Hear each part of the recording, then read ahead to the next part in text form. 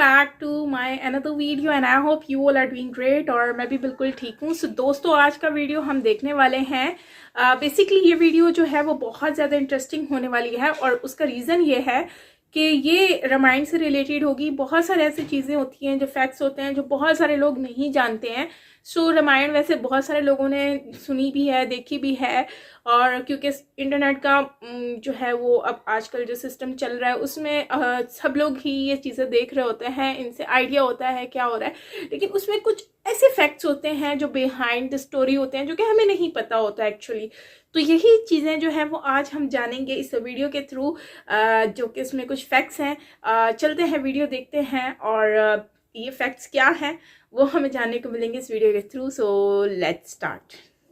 मित्रों, आप सभी ने रामायण अवश्य ही देखी होगी, जिसमें प्रभु श्री राम के जन्म से लेकर उनका सरयू में जल समाधि लेने तक की लीला को टीवी पर दिखाया गया था। लेकिन आपको बता दूं कि इसके अलावा भी रामायण के ऐसे बहुत से रहस्य थे जो टीवी पर नहीं दिखाए गए। आज की इस वीडियो में हम आपको रामायण से जुड़ी ऐसी ही 15 बातों के बारे में बताने जा रहे हैं, जिनके बारे में आप शायद ही जानते होंगे। तो चलिए अब बिना देरी के मिलकर जानते हैं रामायण से जुड़े इन 15 रहस्यों के बारे में। नमस्कार और स्वागत है आपका द डिवाइन टेल्स पर एक बार फिर। पहला, वाल्मीकि से भी पहले हनुमान जी ने लिखी थी रामायण। मित्रों, जैसा कि हम सभी जानते हैं कि वाल्मीकि ने रामायण धर्म ग्रंथ की रचना की थी, लेकिन आपको जानकर हैरानी होगी कि वाल्मीकि जी से पहले ही प्रभु श्री राम के अनन्य भक्त हनुमान जी ने राम कथा की रचना अपने नाखूनों से एक शिला पर की थी। इस बात का पता जब वाल्मीकि को चला तो उन्होंने उस शिला यानी कि पत्थर को जाकर देखा और उस पर हनुमान जी द्वारा राम कथा का वर्णन देख वो हैरान रह गए। फिर उन्होंने हनुमान जी से कहा, हे पवन सुत, आपसे अच्छा राम की कथा का वर्णन कोई कर ही नहीं सकता और आपकी रचना के सामने मेरा लेखन कुछ भी नहीं है। ये सुन हनुमान जी ने सोचा कि वाल्मीकि जी कवि हैं और प्रभु श्री राम के भक्त भी हैं। उनके अनुसार अगर उनकी रचना मेरी रचना के समान सुंदर नहीं है तो भी क्या हुआ, उसमें भी तो मेरे प्रभु श्री राम की महिमा का ही वर्णन है। इसके बाद हनुमान जी ने अपनी लिखी हुई राम कथा की शिला उठाई और उसे समंदर में फेंक दिया और इतिहास में रामायण लिखने के लिए वाल्मीकि का नाम अमर हो गया। दूसरा, रामायण में ही हुई गायत्री मंत्र की रचना। मित्रों, क्या आप जानते हैं कि रामायण में लिखित श्लोक से ही गायत्री मंत्र की भी रचना हुई है? अगर नहीं जानते तो मैं आपको बता दूं कि महर्षि वाल्मीकि द्वारा रामायण में 24,000 श्लोक हैं और हर 1,000 श्लोक के बाद आने वाले पहले अक्षर से ही गायत्री मंत्र बनता है। इन्हीं 24 अक्षरों से गायत्री मंत्र की रचना हुई है। तीसरा, किसके अवतार थे भगवान राम के भाई? मित्रों, हम सभी जानते हैं कि प्रभु श्री राम भगवान विष्णु जी के अवतार थे, लेकिन क्या आप ये जानते हैं कि उनके तीनों भाई किसके अवतार थे? मित्रों, लक्ष्मण को भगवान विष्णु की शैया शेषनाग का अवतार माना जाता है, जबकि भरत और शत्रुघ्न को क्रमशः भगवान विष्णु द्वारा हाथों में धारण किए जाने वाले सुदर्शन चक्र और शंखशैल का अवतार माना गया है। चौथा, राम की बहन शांता की कथा। मित्रों, आमतौर पर अधिकतर लोग यही जानते हैं कि राजा दशरथ के 4 पुत्र थे, प्रभु श्री राम, लक्ष्मण, भरत और शत्रुघ्न। परंतु ये सच पूरा नहीं है। राजा दशरथ के 4 पुत्रों के अलावा एक पुत्री भी थी जो आयु में इन चारों भाइयों से बड़ी थी। इनका नाम शांता था और इनकी माता कौशल्या थी। अपनी इस पुत्री को बाद में राजा दशरथ ने अंग देश के राजा रोमपद और उनकी रानी वर्षिणी को गोद दे दिया था, क्योंकि उनको कोई संतान नहीं थी। फिर उन दोनों ने बहुत स्नेह के साथ उसका पालन पोषण किया और माता पिता के सभी कर्तव्यों को निभाया। बाद में राजा रोमपद ने शांता का विवाह ऋषिशृंग ऋषि के साथ कर दिया, जिससे जुड़ी कथा बड़ी ही रोचक है। कथा के अनुसार एक दिन राजा रोमपद अपनी पुत्री शांता से बात कर रहे थे। उसी समय उनके द्वार पर एक ब्राह्मण आए और उन्होंने राजा से प्रार्थना की कि वर्षा के दिनों में खेतों की जुताई के लिए राज दरबार की ओर से मदद प्रदान करें। परंतु ब्राह्मण की बात राजा रोमपद को सुनाई नहीं दी और वे पुत्री के साथ बातचीत करते रहे। जब काफी देर बाद भी ब्राह्मण का कोई उत्तर न मिला तो वे दुखी हो गए और वे राजा रोमपद का राज्य छोड़कर चले गए। वे ब्राह्मण इंद्र के भक्त थे। अपने भक्त की ऐसी अनदेखी पर इंद्रदेव राजा रोमपद पर क्रोधित हो गए और उन्होंने उनके राज्य में पर्याप्त वर्षा नहीं की, जिससे खेतों में खड़ी फसलें सूखने लगी। अपनी प्रजा को दुखी देख राजा रोमपद ऋष्यशृंग ऋषि के पास गए और उनकी सलाह पर एक यज्ञ किया, जिसके बाद उनके राज्य में पर्याप्त वर्षा हुई और खेत खलिहान पानी से भर गए। इसके बाद राजा ने अपनी पुत्री शांता का विवाह ऋषि से करवा दिया और वे दोनों सुखपूर्वक रहने लगे। बाद में ऋष्यशृंग ने ही अयोध्या नरेश दशरथ के लिए पुत्र कामेष्ठी यज्ञ किया था, जिसके बाद उन्हें 4 पुत्रों की प्राप्ति हुई। 5वां, क्या था सीता के स्वयंवर का कारण? मित्रों, रामायण के अनुसार एक बार बचपन में ही माता सीता ने शिव धनुष पिनाका को उठा लिया था।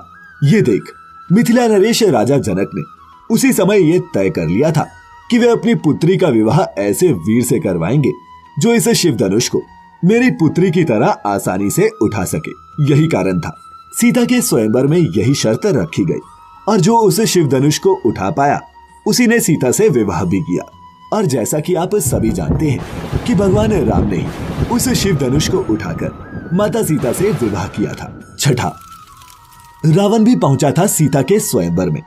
मित्रों, आपको बता दूं कि उस समय के कई राजा सीता के स्वयंवर में भाग लेने जनकपुर पहुंचे थे, जिसमें रावण भी मौजूद था। ऐसा माना जाता है कि मंदोदरी के रोकने के बावजूद लंका नरेश रावण सीता के स्वयंवर में पहुंचा था, परंतु उस समय के सबसे शक्तिशाली योद्धा के रूप में जाने जाने वाले रावण भी अन्य राजाओं की तरह शिव धनुष पर प्रत्यंचा चढ़ाने में असफल रहे थे। 7वां, सीता स्वयंवर में प्रयुक्त भगवान शिव के धनुष का नाम। मित्रों, अधिकतर जनमानस ये तो जानते हैं कि प्रभु श्री राम का विवाह देवी सीता से एक स्वयंवर में शिव के धनुष पर प्रत्यंचा चढ़ाने और जीतने के बाद हुआ था, लेकिन बहुत ही कम लोगों को ये पता है कि उस स्वयंवर में प्रयुक्त हुए शिव धनुष का नाम क्या था। तो आपको बता दें कि सीता स्वयंवर में प्रयुक्त हुए शिव धनुष का नाम पिनाका था। 8वां, लक्ष्मण का एक नाम गुदाकेश भी। मित्रों, रामायण के अनुसार जब राम, लक्ष्मण और सीता 14 वर्ष के वनवास के लिए गए तो वन में लक्ष्मण अपने भैया और भाभी की रक्षा के उद्देश्य से कभी भी नहीं सोए। इसी कारण लक्ष्मण का नाम गुदाकेश पड़ा। ऐसा माना जाता है कि वन में पहली रात को जब श्री राम और माता सीता सो रहे थे तो उनके सामने निद्रा देवी प्रकट हुई। तब लक्ष्मण ने निद्रा देवी से अनुरोध किया कि वे उन्हें ऐसा वरदान दे जिससे उन्हें वनवास के दौरान 14 वर्षों में कभी भी नींद न आए, ताकि वे अपने प्रिय भाई और भाभी की रक्षा कर सके। लक्ष्मण के मुख से ऐसी बातें सुनकर और भाई प्रेम को देखकर निद्रा देवी बहुत प्रसन्न हुई और बोली, हे लक्ष्मण, अगर तुम्हारे बदले में कोई 14 वर्ष तक सोने को तैयार हो तो मैं तुम्हें ये वरदान दे सकती हूँ। तब लक्ष्मण ने उन्हें अपनी पत्नी उर्मिला के पास भेजा, जहाँ उनकी पत्नी उर्मिला ने लक्ष्मण के बदले सोना स्वीकार कर लिया और वो पूरे 14 वर्षों तक सोती रही। 9वां, भगवान कृष्ण की मृत्यु का रहस्य। रामायण में इस प्रसंग का विस्तार से वर्णन किया गया है कि बाली और सुग्रीव के युद्ध के बीच भगवान राम ने पेड़ के पीछे से छिपकर बाली पर बाण चलाया था, जिससे बाली की मृत्यु हो गई। लेकिन बहुत कम लोग ये जानते हैं कि इसी युद्ध में भगवान विष्णु के कृष्ण अवतार के देह त्यागने का रहस्य भी छिपा हुआ था। दरअसल बाली की मृत्यु के बाद जब ये बात उनकी पत्नी तारा को पता चली कि श्री राम ने छिपकर उनके पति का वध किया है, तो उसने क्रोध में आकर प्रभु श्री राम को ये श्राप दे दिया कि जिस प्रकार उसके पति की मृत्यु हुई है, ठीक उसी प्रकार अगले जन्म में आपकी भी मृत्यु होगी। और महाभारत में हमें इस बात का उल्लेख मिलता भी है कि एक शिकारी के बाण लगने के बाद ही भगवान श्री कृष्ण ने देह त्यागी थी। 10वां, ऋषराज जामवंत भी भगवान राम से करना चाहते थे द्वंद्व युद्ध। दरअसल मित्रों, ऐसा माना जाता है कि उस समय ऋषराज जामवंत से ज्यादा शक्तिशाली और योद्धा कोई भी नहीं था। परंतु जब जामवंत को ये बात पता चली कि भगवान राम से शक्तिशाली मनुष्य इस सृष्टि में कोई नहीं है, तो वो मन ही मन सोचने लगा कि उसे अपने जैसा शक्तिशाली योद्धा युद्ध करने के लिए आखिर मिल गया। परंतु जब वह युद्ध के उद्देश्य से प्रभु श्री राम के पास पहुंचा तो भगवान राम ने ये कहते हुए युद्ध करने से मना कर दिया कि उनके पास अभी युद्ध करने का समय नहीं है, क्योंकि वे अपनी पत्नी सीता की तलाश कर रहे हैं। परंतु ऋषराज जामवंत जब युद्ध के लिए बार बार भगवान राम को ललकारने लगा, तब भगवान राम ने वचन दिया कि वे अगले जन्म में उनकी ये इच्छा पूरी करेंगे और फिर अगले जन्म यानी कि श्री कृष्ण अवतार में उन्होंने जामवंत की ये इच्छा पूरी भी की।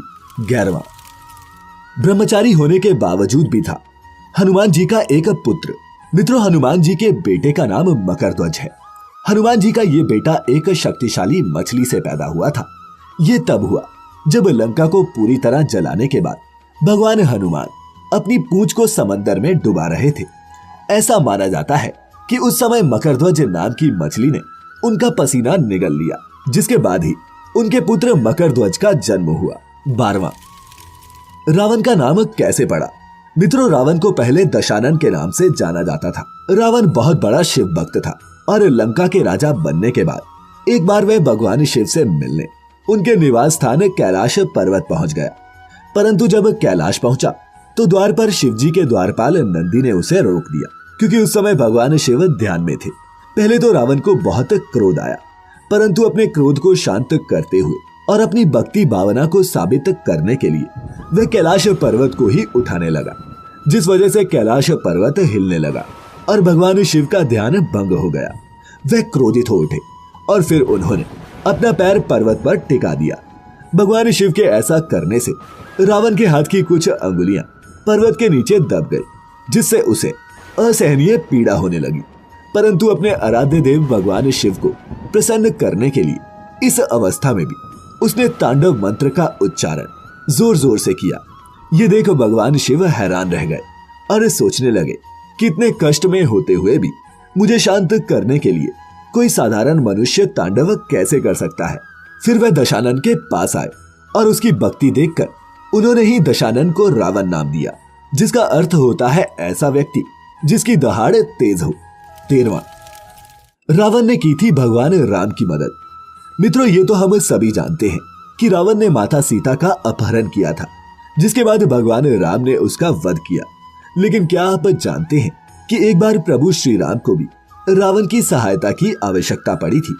दरअसल जब प्रभु श्री राम अपनी वानर सेना के साथ लंका पर चढ़ाई करने रामेश्वर के तट पर पहुंचे तो उन्होंने समुद्र पर पुल का निर्माण करवाया। लेकिन पुल का निर्माण शुरू करने के लिए श्री राम को भगवान शिव का आशीर्वाद चाहिए था, जिसके लिए उन्हें यज्ञ करना पड़ा। लेकिन जब भगवान राम को पता चला कि इस यज्ञ को सिर्फ एक ब्राह्मण या फिर कोई ज्ञानी पुरुष ही करा सकता है, तो वे सोच में पड़ गए। फिर सुग्रीव की सलाह पर उन्होंने उस यज्ञ को कराने के लिए रावण को निमंत्रण भेजा। चूंकि रावण भगवान शिव का परम भक्त था, इसीलिए उसने श्री राम का यह निमंत्रण स्वीकार कर लिया और यज्ञ करवाया भी। रावण न केवल उस यज्ञ को करवाने आया, बल्कि उसने यज्ञ की समाप्ति के बाद भगवान राम को ये आशीर्वाद भी दिया कि वे जिस उद्देश्य से ये यज्ञ कर रहे हैं वे सफल हो। जबकि वह भली भांति जानता था कि श्री राम इस पुल का निर्माण उसी से युद्ध करने के लिए कर रहे हैं। 14वां, देवराज इंद्र के कारण कुंभकर्ण को सोने का वरदान प्राप्त हुआ। मित्रों, कुंभकर्ण रावण का छोटा भाई था, जो दिखने में बहुत ही भयानक था। रामायण में इस बात का जिक्र मिलता है कि कुंभकर्ण 6 महीने सोता रहता था। लेकिन क्या आप जानते हैं कि वे 6 महीनों तक किस कारण सोता था? रामायण में वर्णित कथा के अनुसार एक बार कुंभकर्ण की तपस्या से प्रसन्न होकर ब्रह्मा जी उसके सामने प्रकट हुए और उन्होंने उसे वरदान मांगने को कहा। उधर देवराज इंद्र को इस बात से डर लगने लगा कि कहीं कुंभकर्ण वरदान में इंद्रासन न मांग ले। अतः उन्होंने देवी सरस्वती से अनुरोध किया कि वे कुंभकर्ण की जीवा पर बैठ जाए, जिससे वे इंद्रासन के बदले निद्रासन मांग ले। इसके बाद जैसे ही कुंभकर्ण ने वरदान मांगने के लिए अपना मुख खोला, सरस्वती देवी उनकी जीवा पर जाकर बैठ गई और वह ब्रह्मा जी से इंद्रासन की जगह निद्रासन मांग बैठा। और इस प्रकार ब्रह्मा जी ने कुंभकर्ण को निद्रासन का वरदान दे दिया। 15वां, पंचमुखी हनुमान।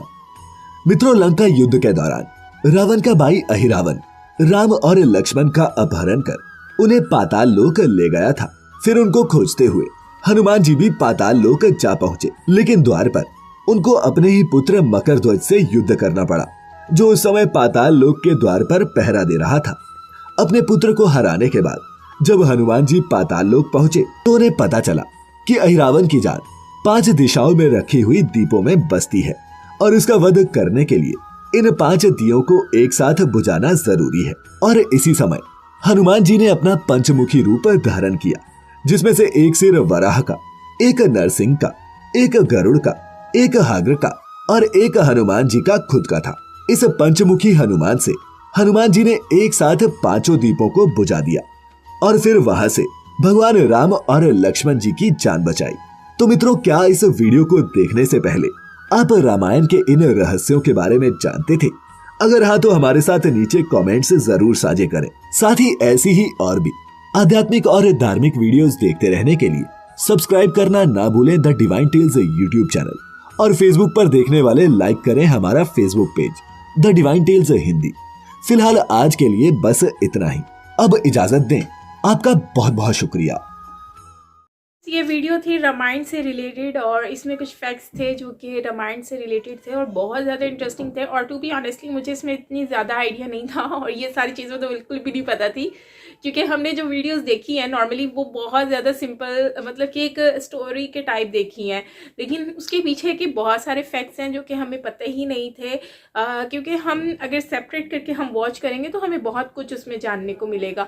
तो इस वीडियो में बेसिकली मुझे हनुमान जी से रिलेटेड जो चीज़ है वो नहीं पता चली है कि हनुमान जी का जो बेटा है वो कैसे पैदा हुआ था, मतलब कि वो कैसे हुए थे। तो वो बेसिकली एक मछली के हनुमान जी वापस जब लंका से वापस आ रहे थे तो उनकी पूंछ जो है वो मछली के मतलब कि उनकी पूंछ, उनका पसीना जो है वो मछली ने पी लिया था, मेरे ख्याल से इस तरह का कुछ था, या स्मेल कर लिया था, जिसकी वजह से वो उनका जो है वो हनुमान जी का बेटा मछली के पेट से निकला। और मतलब ये फैक्ट टू बी ऑनेस्टली मुझे नहीं पता था। और इसके अलावा जो हनुमान है, हनुमान जी के अलावा अगर हम रावण को देखें तो रावण का भी मुझे आइडिया नहीं था कि रावण जब जो राम जी हैं उन्होंने जब पूजा की थी और उसमें रावण को बुलाया था, क्योंकि रावण के बगैर ये सब कुछ हो नहीं सकता था, तो रावण को बुलाकर जो है वो ये सब कुछ किया गया, जबकि रावण को यही नहीं पता था कि उनके लिए ही ये सब कुछ रखा गया है। मतलब कि मुझे नहीं पता था, मुझे ये पता है कि रावण के जो भाई हैं वो राम जी से मिलकर उन्होंने ये सब कुछ किया था, लेकिन कैसे किया था ये मुझे नहीं पता था, ये मुझे आज पता चला। मतलब कि रावण को पता ही नहीं था वो जहाँ पर आए हैं उनके साथ ये क्या होने वाला है, ये उन्हीं के लिए रखी गई है। तो ये एक इंटरेस्टिंग फैक्ट था जो कि मुझे नहीं पता था। इवन तो मैंने रावण देखी है, ऐसा नहीं है नहीं देखी, लेकिन फिर भी मुझे ये सारी चीज़ों का नहीं आइडिया था।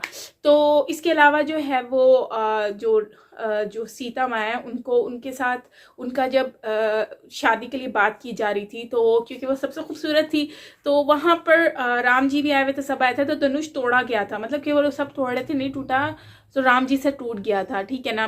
तो उनका नाम भी रखा गया, वो नाम तो खैर मैं भूल गई हूँ टू बी ऑनेस्टली, इन्होंने जो वीडियो में भी बताया भी है। तो लेकिन ये है कि वो भी बहुत इंटरेस्टिंग फैक्ट था। और इसके साथ साथ कि रावण तक आया हुआ था वहाँ पर जब उनकी शादी की बात चल रही थी, सब लोग मतलब शहर के पूरे बड़े बड़े लोग आए हुए थे और वो शादी मतलब कि उनसे वो प्रैक्टिस करवाई जा रही थी कि जो धनुष तोड़ेगा उसी को ही सीता माँ से शादी को वही करेगा। तो किसी से भी नहीं हुआ था, वो राम जी ने कर दिखाया था। लेकिन रावण भी उसमें आया हुआ था, मतलब रावण से भी नहीं हुआ, हालांकि वो इतना शक्ति वाला था, इतनी पावरफुल था वो, और उसको खुद भी नहीं मालूम था। तो वैसे एक बात है कि रावण जो है वो बहुत ही ज़्यादा एक हम वो बुरा तो नहीं था, लेकिन ये है कि उसमें एक बुराई आ गई थी।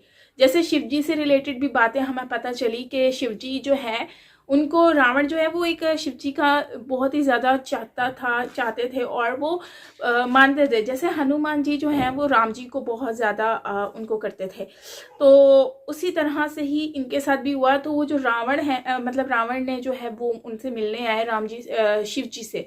तो रावण ने क्या किया, उनसे जब उनको मना किया गया कि वो अभी बिजी हैं तो तुम वेट करो, तो उनसे बर्दाश्त नहीं हुआ, तो उन्होंने वो पर्वत ही उठा लिया अपने हाथों में, जिसकी वजह से वो तांडव करना शुरू हो गए। तो शिव जी ने उसका रावण का नाम ही रावण रख दिया, मतलब इससे पहले रावण का नाम कुछ और होता था। तो ये फैक्ट भी मुझे अभी पता चला कि रावण ये शुरू से नहीं थे, ये इनको बनाया गया था, वो शिव जी ने नाम दिया था क्योंकि शिव जी शायद इनसे नाराज़ हो गए थे, गुस्से में थे। तो ये सारी चीज़ें, तो खैर रावण ये तांडव जो है इससे रिलेटेड मुझे आपने बताना है कि ये तांडव जो है वो शिव जी कहते हैं कि जब गुस्से में होते हैं तब वो करते हैं, राइट। और अगर ऐसा है तो कमेंट में बताओ। और दूसरा, अगर करते हैं ऐसे तांडव करते हैं, ठीक है ना, तो फिर जो है वो तांडव शिव जी, अगर ये तांडव रावण ने किया था या शिव जी ने किया था, तो ये मुझे आपने बताना है कमेंट सेक्शन में। बाकी ओवरऑल अच्छा वीडियो था, मज़ा आया नो डाउट, और काफ़ी इंटरेस्टिंग फैक्ट्स थे। सो यकीनन आप लोगों ने भी इंजॉय किया होगा। सो कमेंट सेक्शन में ज़रूर बताना। बाकी ओवरऑल अच्छा वीडियो था। मिलते हैं नेक्स्ट वीडियो के साथ। Till then take care, bye bye.